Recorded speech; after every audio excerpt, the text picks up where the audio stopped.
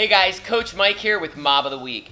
Our next 3 episodes are going to be all about footwork. That's right, your feet, okay? Now obviously we want to have some strategies and techniques available to us when our feet start taking a pounding. And they will. If you're doing mud run and obstacle course training, which is the thing that we're all training for, your feet are constantly coming in contact with the ground. And if you're out there on the trail, or maybe out there in a stadium race on the stairs, your feet are constantly coming into contact with uneven surfaces. So today's episode specifically is going to talk about rapid recovery for those nasty rolled ankles. That's right, when you sprain an ankle, it starts to swell up, you get that pain in your foot, you got to race in a couple days or a couple weeks, whatever it is, you're just right at the peak of training. How do you get back on the training floor, or how do you show up on race day without that nagging in the back of your head? So technique number 1 is going to be Voodoo Floss. Technique number 2 is going to be banded distractions. And then we're just going to free flow a little bit, talk about some home remedies. All right, let's get right to it. So we've used a Voodoo Floss in the past. Our rule, 50% tension, 50% overlay. With the ankle, we're going to start below the heart and work our way up. So we're going to apply that 50% tension starting underneath the foot and right at the arch, and then start working our way 50% tension, 50% overlap, and we're going to cover everything all the way around. And if you have to change directions a little bit to make sure that you are going around that funky figure 8 of the ankle, that's okay. Just make sure everything is covered. Shouldn't be too much skin showing through. We're going to wrap this all the way around, 50% tension, 50% overlap, and then when you get near the end of the band, give yourself just enough slack that you can tuck it back where you got it. And it's okay to come up a little bit high on this because remember, we want to constantly work upstream and downstream. So you might be saying, oh, hey coach, why are you so high up on your calf when this is supposed to be ankle mobility? Well, a lot of times tension in the ankles is directly stemmed from tight calves. So refer back to the roll flex and the barbell smash on how to loosen your calves up. Now, really anything you do here is going to help because you're forcing compression into the joint. But one thing we like to do is get yourself in a position where you can elevate the ankle and do very slow circles all the way around. I'm talking to the extent of like taking 10 full seconds to complete one rotation. And maybe do 5 or 6 rotations clockwise and 5 or 6 rotations counterclockwise.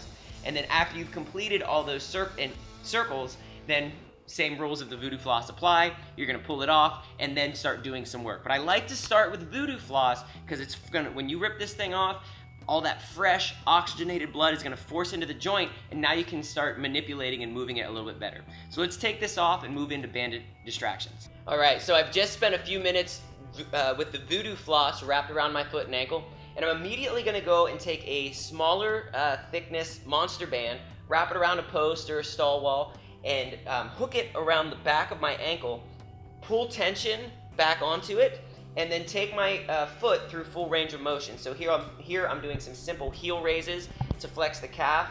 I'm flossing the back of my Achilles tendon, the heel cords. And I'll do this, 10 to 20 reps, and then I'll turn the other way and I'll roll my foot to the outside a few times, trying to keep that band hooked underneath the ankle so it's flossing that joint. And we're just going to roll it through a few times. Then go to my third direction, facing forward. Now we're in the anterior crease of the foot and ankle. And now we're, again, going to those heel lifts and flexing up. And then finally, show you the back side. We're going to roll to the inside of the ankle. Again, the band is wrapped and hooked around the underside of the ankle joint. And I'm rolling through so that we can hit that 360 degrees around the joint. It's a simple banded distraction. We've talked about banded distractions in the past, but I absolutely love it for helping with those nasty tight ankles. And not only when you sprain your ankle, but if you're having restrictions in your squat and you can't get down where you need to be, it might be because you have restricted dorsiflexion in the ankles. So not just for your runners, maybe our squatters want to take use of this technique as well. So there you have it. There are 2 techniques that you can use for restoring range of motion in the ankles. Now, it doesn't stop there. There's a lot of proactive things that you can be doing, home remedies and some external devices that you can utilize to help rapidly recover those ankle sprains. Now, everybody's heard of the RICE method: rest, ice, compression, elevation, and there's some conflicting data about how well that actually works. I can tell you from my own experience and what our athletes have experienced that if you you can't go wrong with rest. Okay, proactive rest. So actively be doing things, but listen to your body. Be receptive to the feedback that your body's giving you. If you're trying to do mobility work on anything and it hurts, if it's sketchy, hey, what's that? One of those main rules in mobility work: if it feels sketchy, it is sketchy. So make sure you're avoiding pushing through the pain cave when it comes to mobility work. That's kind of not the point. However, rest is going to be good for you. You can't overdo rest. If you are going to ice, we want you to do heat therapy first. Unless it's an immediate injury and there's visible inflammation and swelling, at that point you probably want to throw some ice on the injured site and knock down some of the immediate swelling.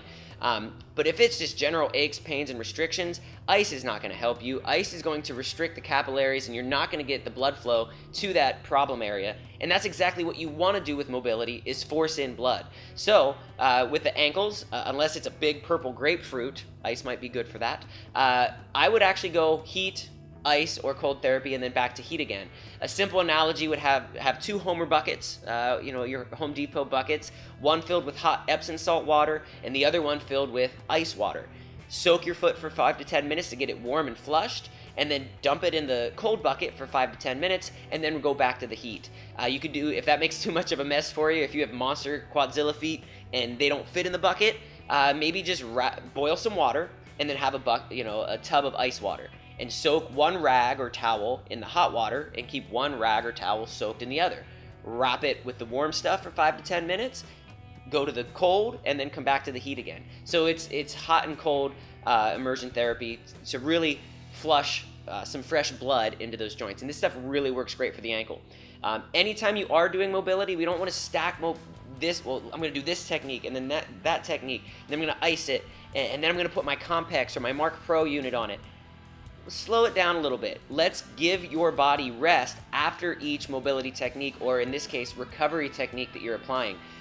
Elevation would be a good one to fill in the gaps. So if you are going to do hot, cold, hot therapy, then go ahead and elevate your foot for a couple of minutes and let that flush out and recover. And if your body's not sending you any pain signals, maybe it's then okay to do some Voodoo Floss and banded distractions. And then go back to elevation and rest. Maybe later in the day, if you have access to some really cool tools, a red light therapy machine, which we talked about in one of our previous episodes. If you have access to an acupuncture specialist, somebody that can put some needles in you, that could certainly help. Or if you do, like I mentioned, a Compex unit or a Mark Pro is a muscle stimulation device. Think of them as beefy TENS units on steroids.